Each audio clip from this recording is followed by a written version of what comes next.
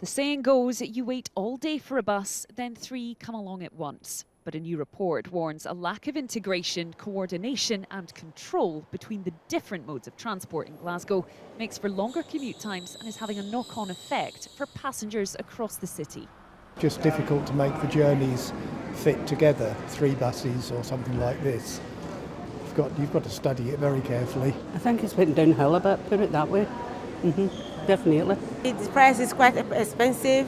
They stop when they're supposed to stop, and the service is quite fine. It's okay. Actually, just get the one bus company down in Port Glasgow, and they do what they want to do. The think tank Centre for Cities says Glasgow's economic potential's being held back, but says bus franchising would help connect hundreds of thousands more city region residents to the city centre within 30 minutes. Well, what we want to see is a fully integrated public transport network across the whole region. So that means planning and coordinating the buses, the trains and the subway to work together as part of one system. The only way that we can achieve that is by taking the bus network back into public control. The report cites 3 main reasons Glasgow's transport network needs improving. Number 1, Glasgow's economy is underperforming, partly because an estimated 300,000 workers are underserved by links to the city centre. Number 2, Glasgow has one of the lowest rates of car ownership in the UK, meaning people are more reliant on its public transport. Around 41% of people didn't own a car in the 2011 census, compared to the UK's average of 26%.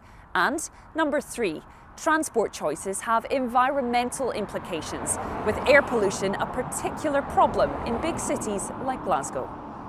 But the thought of franchising isn't music to everyone's ears. McGill's buses fear they'll miss out if forced to bid for a franchise after investing in decarbonising their fleet.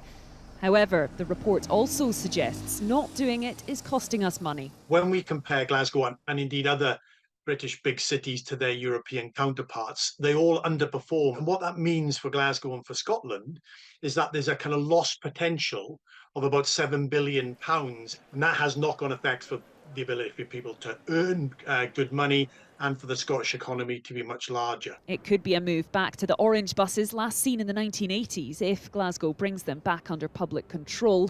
It would require large upfront investment from local and national government, but many believe it could be just the ticket for residents struggling to access the city centre and all of the jobs and opportunities on offer there. Caitlin Hutchison, STV News, Glasgow.